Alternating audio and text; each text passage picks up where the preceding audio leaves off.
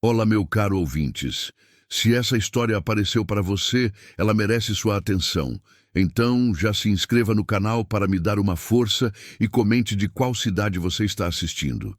Eu sempre achei que tinha sido abandonada pelo mundo.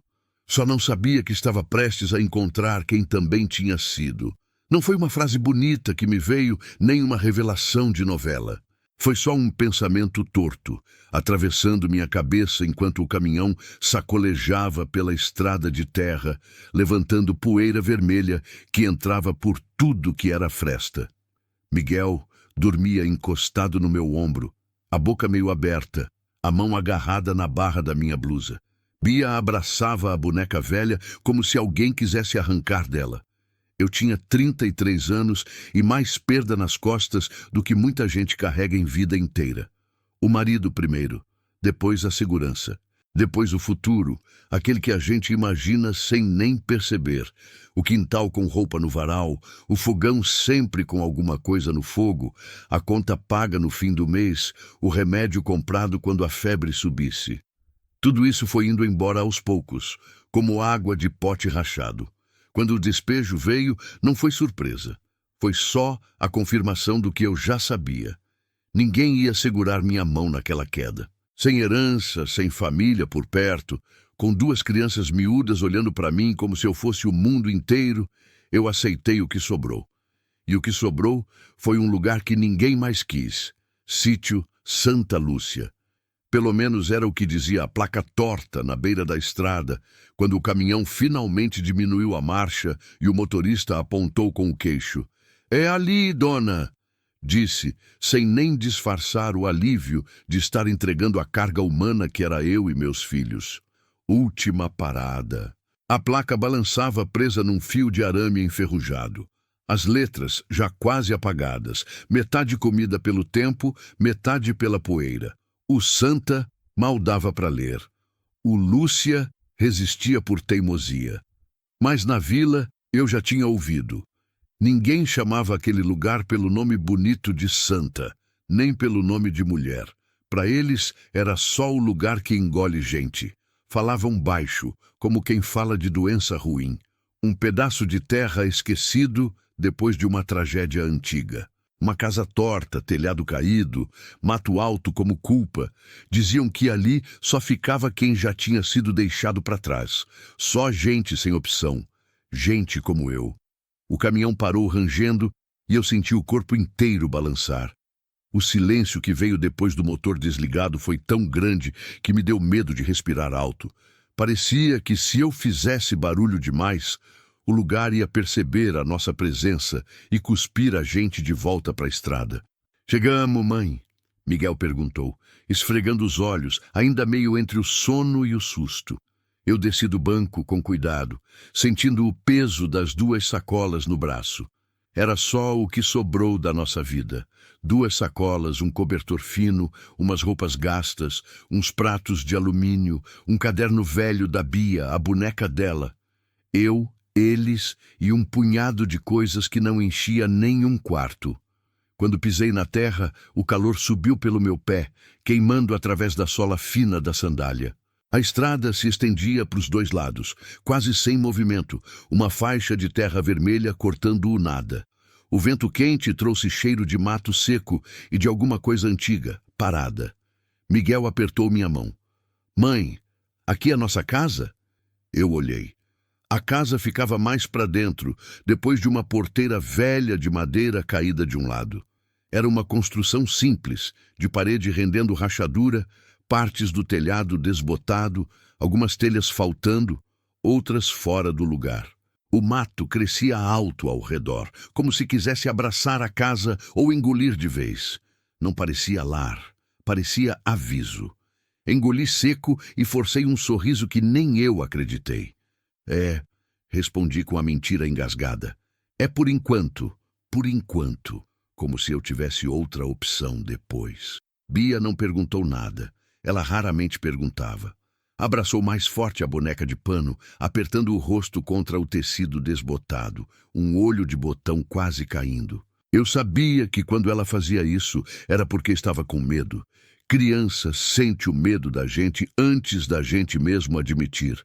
O caminhoneiro ajudou a descer as sacolas, olhou rápido em direção à casa, como quem confere se o lugar não vai se mexer, coçou a cabeça e disse: "Qualquer coisa, dona, a vila fica uns 4 quilômetros para lá."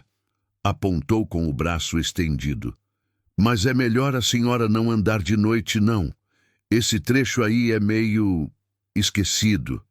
Eu só balancei a cabeça. Agradeci, mais por educação do que por gratidão.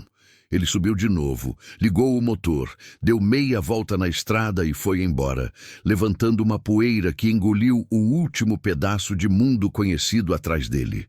Quando o som do caminhão sumiu, ficou só o que a gente tinha: calor, silêncio e uma casa que uivava abandono. Fiquei alguns segundos parada, como se alguém fosse aparecer para me dizer que tudo aquilo era engano, que tinham arrumado outro lugar, que eu podia voltar.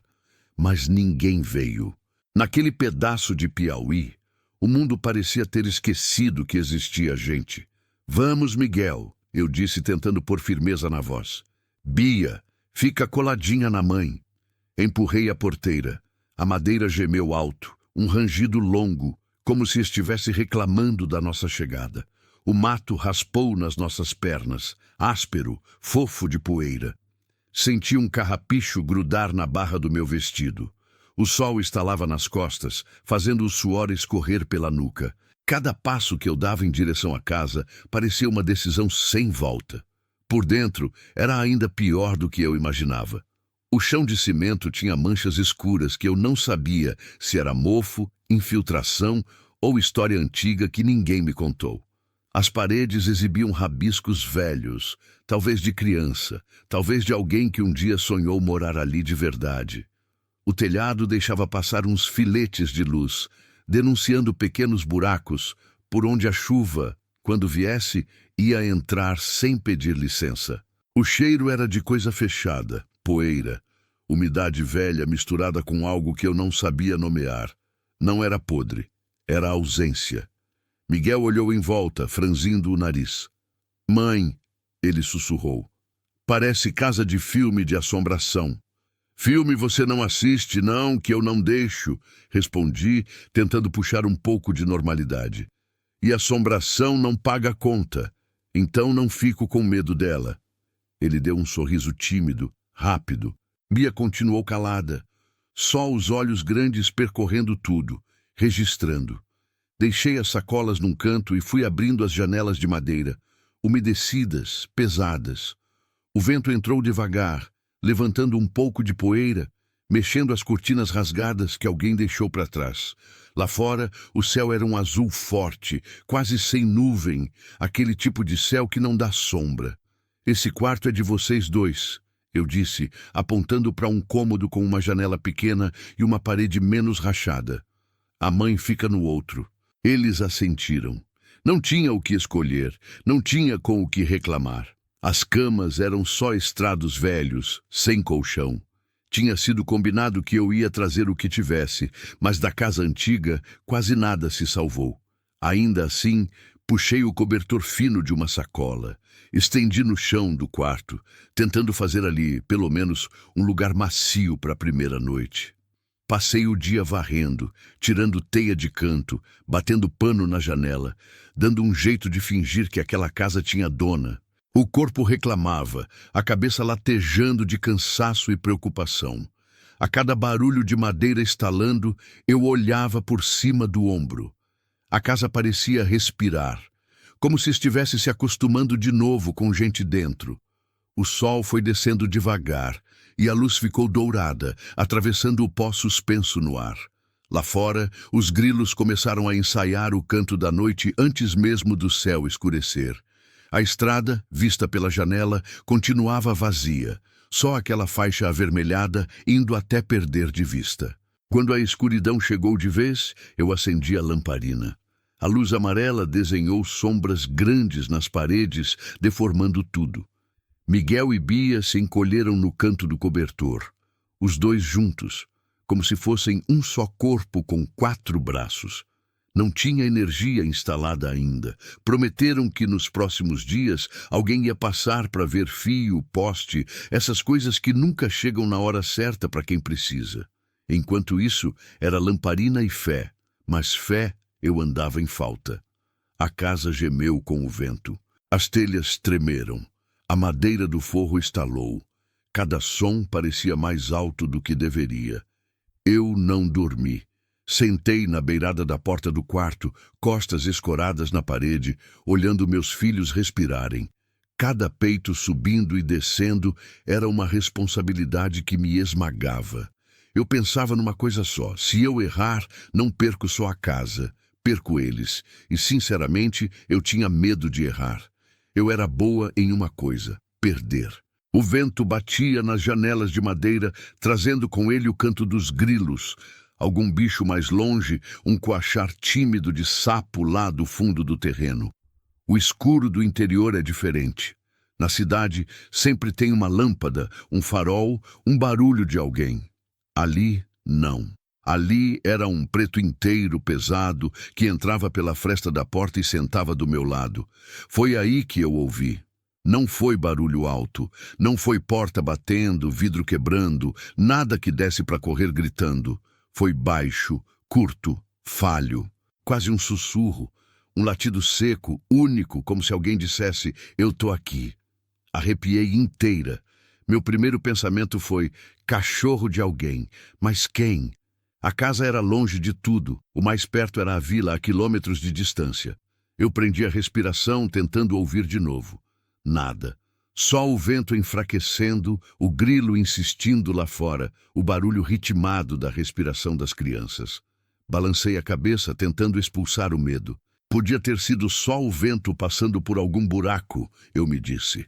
Quando a gente está cansada, escuta a coisa. Mas o peito ficou apertado. Como se aquele latido curto tivesse acordado alguma coisa velha dentro de mim. Uma lembrança de quando, ainda criança, eu recolhi o primeiro cachorro atropelado na beira da estrada para cuidar escondido no quintal. Minha mãe brigou, meu pai reclamou, mas o cachorro ficou até sarar. E eu aprendi, daquele dia em diante, que não sabia ir embora, fingindo que não tinha visto. Deitei um pouco, sem deitar de verdade. Cochilei em pedaços. O corpo cedia por segundos, a mente puxava de volta. Às vezes, eu acordava achando que tinha alguém chamando o meu nome. Outras vezes, era o vento, outras, nada. Quando a claridade fina da manhã começou a entrar pela fresta da janela, eu já estava acordada fazia tempo. Levantei devagar, ajeitei o vestido amassado, passei a mão no cabelo sem ver se estava preso direito. Miguel se espreguiçou, Bia se virou para o lado, apertando a boneca. Fica aqui com sua irmã, falei baixinho para o Miguel. A mãe vai lá fora dar uma olhada e já volta. Ele assentiu, ainda sonado. Abri a porta da frente. O ar da manhã era menos quente, mas não era fresco de verdade. Era só um calor mais tímido, esperando o sol subir para mostrar a que veio. O céu estava claro, quase sem nuvem. A terra vermelha do terreiro parecia mais escura, ainda úmida em alguns pontos por causa do sereno da noite. Foi aí que eu ouvi de novo. Um latido, pequeno, raspado, vindo de perto, de muito perto. Eu segui o som. Atrás da casa, o mato era ainda mais alto. Tinha umas moitas de capim crescido, uns pés de mato espinhoso, uns pedaços de cerca caída. Fui afastando as folhas com a mão, sentindo a aspereza das plantas raspando na pele, alguns gravetos arranhando o braço. Mais um latido, agora choroso, e um ganido menor, como se viesse de dentro de outra garganta miudinha. Ajoelhei, entre duas tábuas tombadas, encostadas no que um dia talvez tivesse sido um galinheiro, eu vi. Um cachorro magro, de pelo curto e sujo, um olho meio remelento, as costelas aparecendo como se quisessem furar a pele. Ele me olhava, parado, o corpo inteiro tenso, pronto para fugir ou para morder. Mas os olhos eram um misto de medo e esperança. E encostados na barriga dele, tremendo, dois filhotes minúsculos, tentando mamar onde já não parecia ter mais leite. Ele havia se enfiado ali, naquele buraco improvisado, para esconder o restinho da família que tinha sobrado para ele. Do mundo, das pessoas, da fome. Oh, meu Deus! Escapou da minha boca sem eu pensar. O cachorro rosnou baixo, mas não avançou. O latido da noite. Era ele. O sussurro que disse, eu tô aqui. Devagar, sentei no chão, para ficar na altura dele. Mas calma! Eu não vou machucar vocês, não! Falei com a voz mais baixa que consegui. A barriga dos filhotes roncava num silêncio que eu parecia ouvir. Meu próprio estômago respondeu com um aperto. Eu tinha 3 pães dormidos numa sacola. 3. Para 3 pessoas, por um tempo que eu não sabia qual seria. E ainda assim, levantei, fui até a cozinha, peguei um deles, o mais murcho, e voltei para o fundo da casa. Parti o pão em pedaços pequenos, minhas mãos tremendo mais pelo medo de errar do que pela fome. Toma!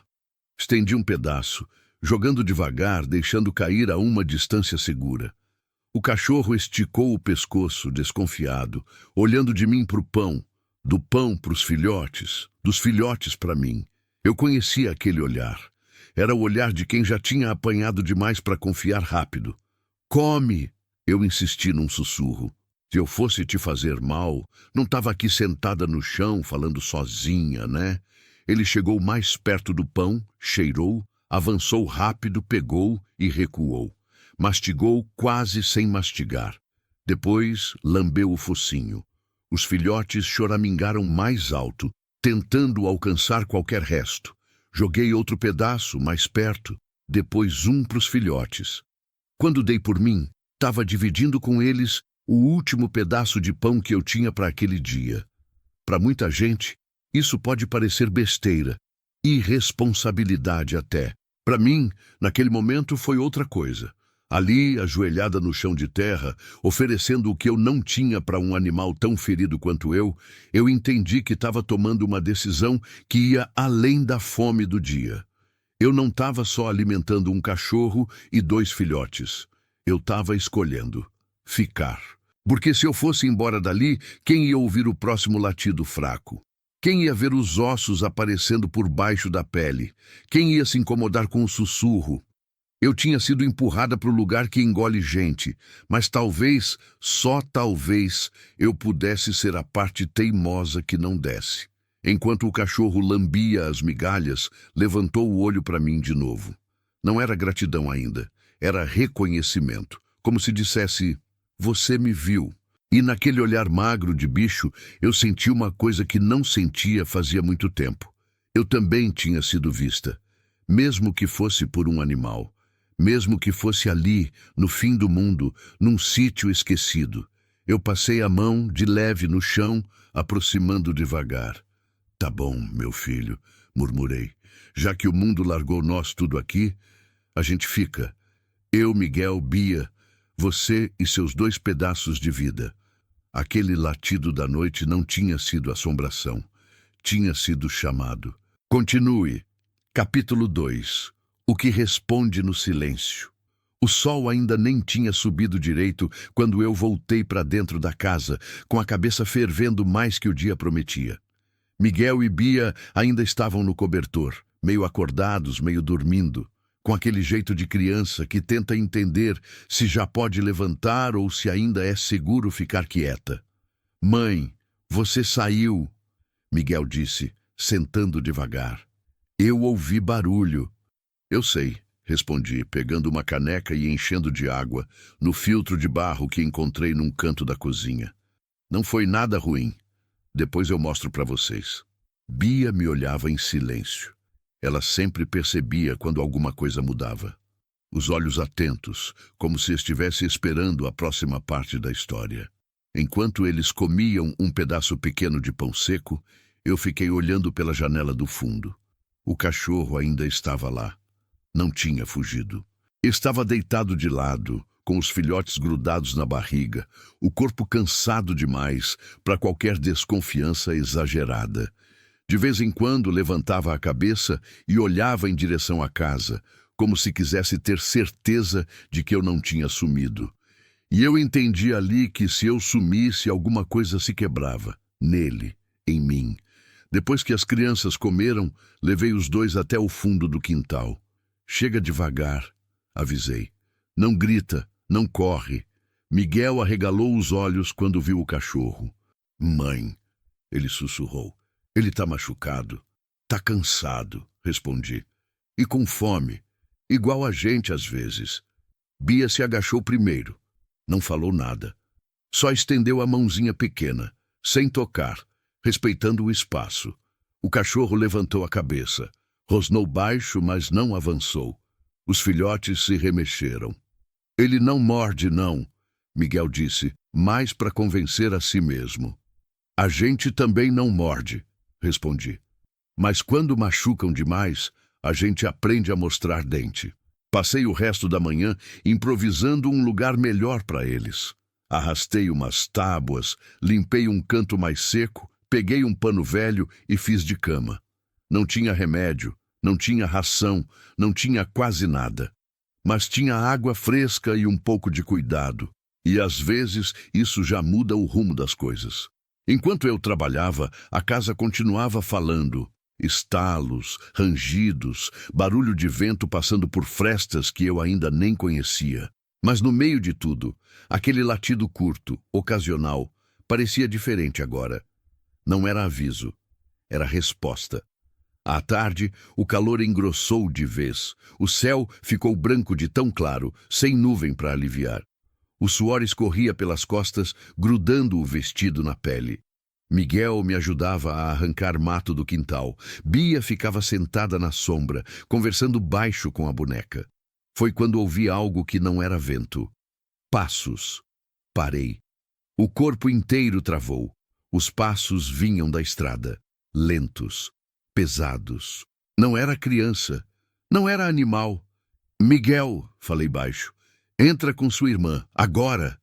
Ele me olhou assustado, mas obedeceu. Pegou Bia pela mão e correu para dentro da casa. O cachorro levantou a cabeça, o corpo tenso, os filhotes se encolheram.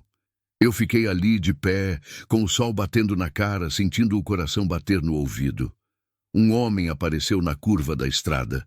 Chapéu baixo, camisa velha, uma mochila nas costas.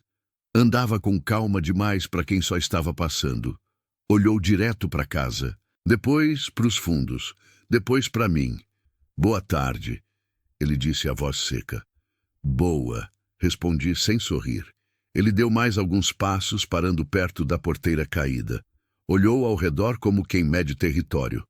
Pensei que esse lugar estava vazio, comentou. Não tá mais, falei. Ele sorriu de canto, um sorriso sem humor. E os cachorros? Perguntou, olhando na direção do fundo. Meu estômago revirou. Tão comigo? Respondi, firme, mesmo com a mão suando. O homem ficou em silêncio por alguns segundos. O vento passou, levantando poeira. O cachorro latiu uma vez, seco. Melhor a senhora tomar cuidado, ele disse finalmente. Esse lugar não é bom para criar criança.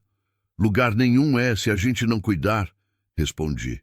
Ele me olhou de cima a baixo, como quem guarda informação. Aqui ninguém vem ajudar, disse, antes de virar as costas e seguir pela estrada, sumindo na poeira. Esperei ele desaparecer de vez, antes de soltar o ar dos pulmões. Minhas pernas tremiam. Não era medo dele em si, era medo do que ele representava. Gente que se aproveita do esquecimento, gente que gosta de lugar onde ninguém escuta. Entrei na casa, fechei a porta com mais força do que pretendia. Miguel e Bia me olhavam assustados. Mãe, quem era? Miguel perguntou. Ninguém importante, menti. Só alguém passando, mas eu sabia. Sabia que aquele sítio não tinha sido abandonado à toa. Sabia que o silêncio escondia coisa feia. E sabia também que agora eu estava no meio disso. À noite o vento voltou mais forte. As nuvens apareceram de repente, pesadas, escuras. O ar ficou abafado, carregado de promessa ruim. A primeira trovoada estourou longe, mas fez a casa tremer. A chuva veio grossa, rápida, isolando tudo. A estrada virou lama. O barulho da água batendo no telhado preenchia cada canto, cada pensamento. Eu deitei as crianças, sentei de novo na porta do quarto como na noite anterior. Lá fora, entre o som da chuva, ouvi o latido. Não era desespero, era alerta. Eu levantei, fui até a janela e olhei. O cachorro estava em pé, olhando para a direção do mato, o corpo firme apesar da fraqueza, os filhotes protegidos. Foi ali que entendi. Aquele sussurro não era só pedido de ajuda, era aviso. E gostando ou não, eu tinha respondido. A casa que engole gente tinha encontrado alguém que decidiu ficar. Continue. Capítulo 3. O que se esconde no mato. A chuva durou a noite inteira, como se o céu tivesse decidido despejar tudo de uma vez naquele pedaço esquecido do mundo. A água batia no telhado torto com força, escorria pelas frestas, pingava dentro de latas e bacias que eu espalhei pela casa às pressas. O barro da estrada virou lama grossa. Se alguém quisesse chegar ou sair dali, não chegava. Não saía. Ficamos isolados, eu, meus filhos e o que o sítio guardava. Miguel dormiu encolhido, mas dormiu. Bia teve pesadelo. Chorou baixinho chamando pelo pai, que já não podia responder. Abracei ela no escuro, sentindo o coraçãozinho bater rápido demais para uma criança tão pequena. Vai passar, eu sussurrava, mais para mim do que para ela. Vai passar, mas eu não sabia se ia. Quando a chuva diminuiu, perto do amanhecer, o mundo parecia outro. O ar estava pesado, úmido, cheirando a terra lavada. Um cheiro bom e triste ao mesmo tempo. Bom porque trazia vida. Triste porque fazia lembrar de tudo que ainda faltava. Saí cedo, antes mesmo do sol romper direito as nuvens. O quintal estava encharcado, meus pés afundando na lama. O cachorro continuava lá, não tinha ido embora. Os filhotes dormiam embolados, pequenas respirações rápidas. Bom dia, murmurei como se ele fosse gente. Ele abanou o rabo, de leve. Não era alegria, era reconhecimento. Um acordo silencioso. Foi então que notei algo diferente no mato. Marcas. Rastros recentes, afundados na terra mole. Não eram de bicho pequeno, eram de gente. Passos fundos, pesados, indo e vindo, entrando no mato atrás da casa. Meu estômago fechou. Peguei um pedaço de pau, mais por instinto do que por coragem, e segui devagar. O cachorro levantou e veio atrás de mim mancando, mas firme. Parou ao meu lado quando eu parei. Não avançou. Não latiu. Só ficou. A alguns metros da casa, escondida entre arbustos e galhos, eu vi uma armadilha. Ferro enferrujado, dentes abertos, presa no chão, e dentro dela um bicho que eu não reconheci de primeira. Estava vivo, mas exausto. Preso havia tempo demais. Os olhos arregalados, o corpo tremendo. Não tinha sangue, mas tinha dor. Muita. Senti um enjoo subir. Meu Deus! Falei, baixo. Aquilo explicava muita coisa. O abandono, o medo, o homem da estrada. Alguém usava aquele sítio esquecido para fazer coisa errada, longe de olho curioso, longe de ajuda. Gente que vive do silêncio dos outros. O cachorro rosnou baixo. Não para o bicho preso, para o mato ao redor, como se soubesse que aquilo não estava ali por acaso. Eu sabia que devia ir embora, pegar meus filhos, juntar as sacolas, voltar para a estrada, pedir ajuda, qualquer coisa. Mas para onde? Quem ia me ouvir? E quem ia proteger aquele bicho, aqueles cachorros, se eu sumisse? A armadilha rangia quando o animal se mexia. Cada som parecia um pedido. Respirei fundo. Minhas mãos tremiam quando tentei mexer no ferro. Era pesado. Difícil. Levei tempo demais. Tempo suficiente para ouvir um galho quebrar atrás de mim. Não mexe nisso. A voz veio baixa, firme, perto demais. Virei devagar. Era o homem da estrada. Agora, sem chapéu. O rosto mais claro, os olhos frios. Ele segurava alguma coisa na mão que eu não quis olhar direito. Isso não é seu, ele continuou. Nem desse cachorro aí. Tem um bicho sofrendo, respondi, sentindo a garganta apertar. Isso é errado. Ele riu curto. Errado é passar fome, disse. Errado é criar filho onde não tem nada. Esse lugar não é para você. Meu corpo inteiro gelou quando ele deu um passo à frente. Eu sei que você está sozinha, ele continuou. Sei que tem criança na casa. Não faz besteira. Aqui ninguém vai ouvir você gritar. A frase caiu em mim como pedra. Não era ameaça vazia, era constatação. O cachorro latiu. Um latido alto dessa vez. Depois outro, vindo de mais longe, e mais um. Do mato, começaram a surgir outros cães. Magros, manhosos. Alguns mancando. Todos olhando na mesma direção. Não atacaram, não avançaram, ficaram. O homem olhou em volta, desconfortável. Não esperava aquilo. Que palhaçada é essa?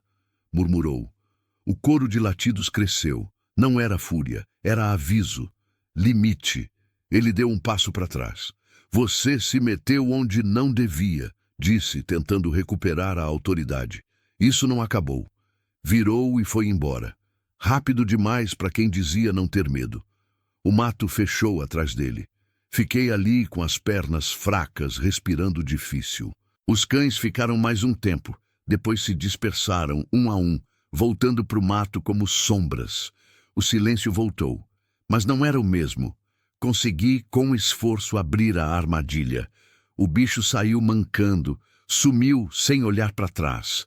Talvez sobrevivesse, talvez não, mas pelo menos tinha chance. Voltei para casa com o coração disparado, a cabeça cheia de medo e decisão. Abracei Miguel e Bia com força demais.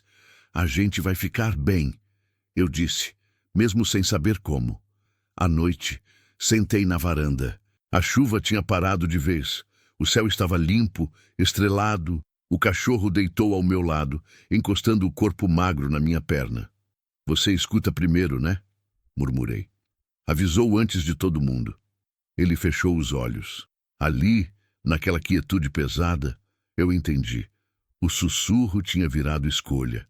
E escolha sempre cobra um preço. Eu tinha decidido ficar. Continue. Capítulo 4. Quando a estrada some. Depois daquele dia, nada mais foi igual. Mas tudo continuou parecido.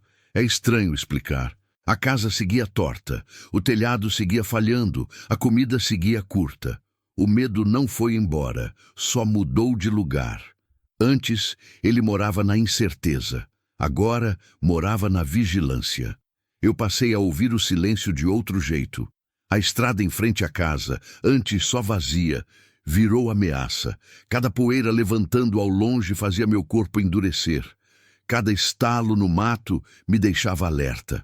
Eu não tinha arma, não tinha proteção nenhuma além da atenção constante e da presença daqueles cães que, sem eu entender direito quando nem como, passaram a circular pelos arredores do sítio. Não eram muitos, 5, depois 7, depois eu perdi a conta. Vinham e iam, nunca entravam na casa, ficavam no limite do quintal deitados na sombra, espalhados como sentinelas cansadas. O primeiro, o magro do latido, estava sempre mais perto. Ele mancava um pouco, mas não se afastava. Miguel foi quem deu o nome. Ele fica olhando tudo, mãe. Parece que está cuidando. Então é vigia, respondi, sem pensar muito. O nome ficou. Os dias passaram com uma calma tensa, como céu antes de temporal.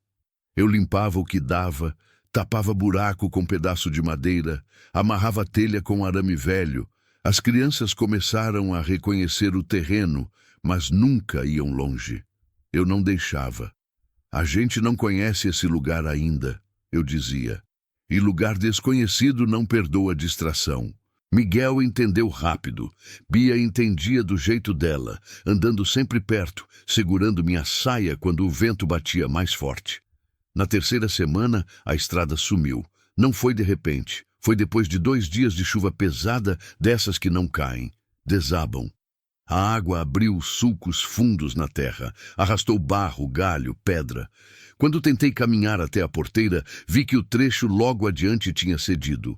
Um buraco largo, fundo, onde antes passava carro. Isolamento completo, sem vila, sem ajuda, sem saída.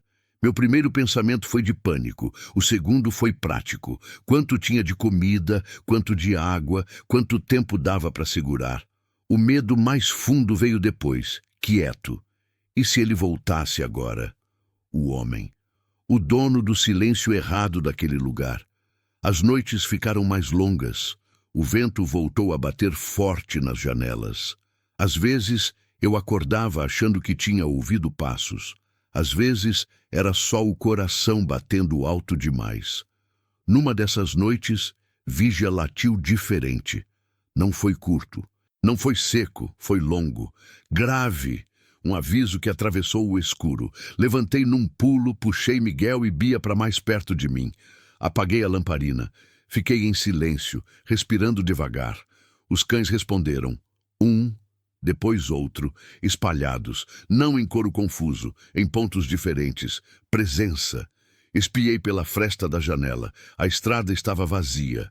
Mas o mato se mexia. Uma sombra passou rápido demais para ser animal pequeno. Outra parou como se observasse. Meu estômago revirou. Fica quietinho, sussurrei para as crianças, colando a boca no ouvido delas. O tempo se esticou. Minutos pareceram horas. Os latidos continuaram, controlados, firmes, nenhum avanço, nenhuma invasão. Depois, aos poucos, o mato sossegou. O silêncio voltou, mas dessa vez, obediente. Eu só consegui sentar no chão depois que tudo ficou quieto de vez. As pernas não me obedeciam. Mãe, Miguel cochichou. Eles salvaram a gente? Eu passei a mão no cabelo dele.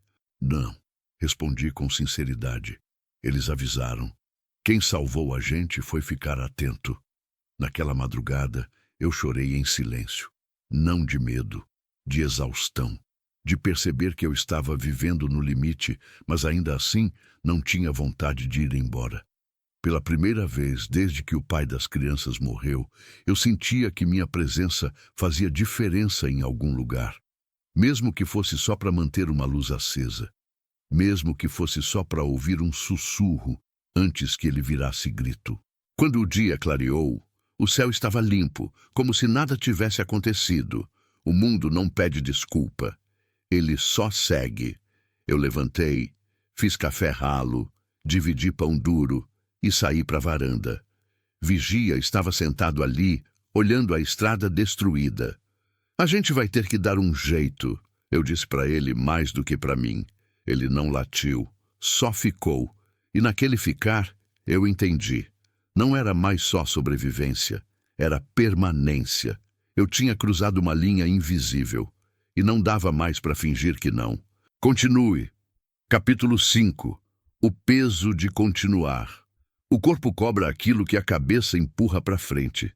Naquela semana em que a estrada sumiu de vez, eu senti isso na pele. Não foi medo primeiro, foi cansaço. Um cansaço antigo, acumulado, que vinha desde antes da morte do pai das crianças, desde quando eu ainda fingia que tinha chão firme sob os pés. Acordava já cansada. Dormia sem descanso. O calor apertou de novo, mais seco, mais duro. A água do tanque começou a baixar rápido demais. Passei a medir cada caneca como se fosse ouro.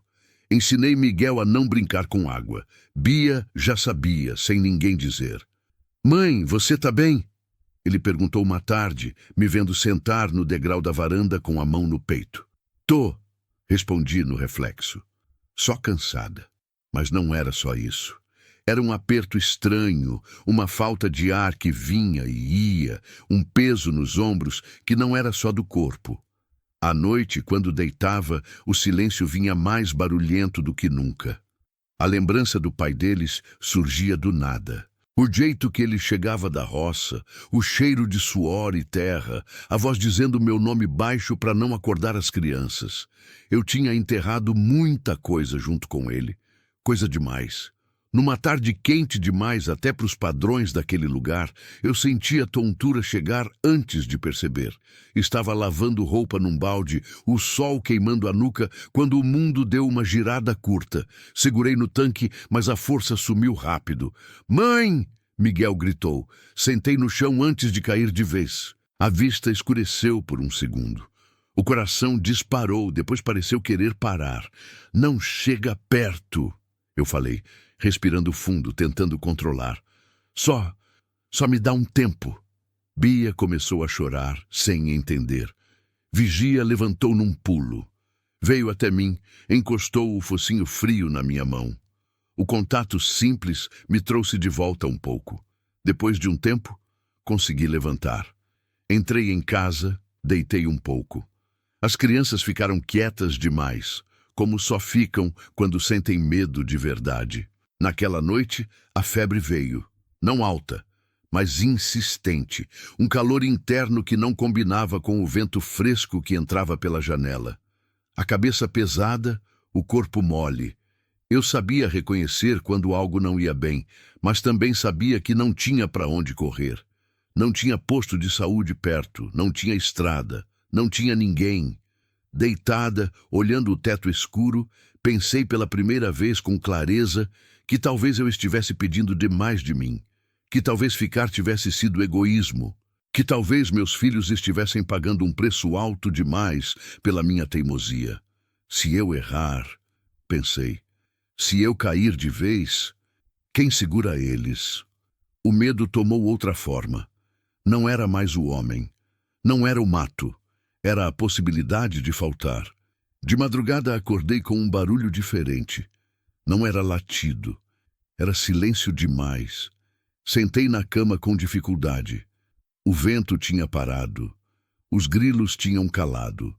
Aquela quietude pesada, do tipo que anuncia coisa errada. Vigia não estava na varanda. O coração acelerou. Peguei a lamparina, acendi com a mão tremendo e fui até a porta. Chamei baixo. Vigia, nada. Saí para o terreiro. A lua clareava o suficiente para eu ver o contorno do mato. Os outros cães estavam lá espalhados, menos ele. Vigia. Chamei de novo, a voz falhando. Foi Miguel quem apareceu atrás de mim, enrolado no cobertor. Mãe, ele foi embora? A pergunta doeu mais do que devia. Não, respondi rápido demais. Ele volta, mas eu não tinha certeza. Aquele cachorro tinha sido o primeiro, o aviso, a presença. Se ele sumisse, eu não sabia explicar, mas sentia que algo se rompia de vez. Esperei. O tempo passou lento, do jeito que só a madrugada sabe passar. O corpo doía, a febre ia e vinha.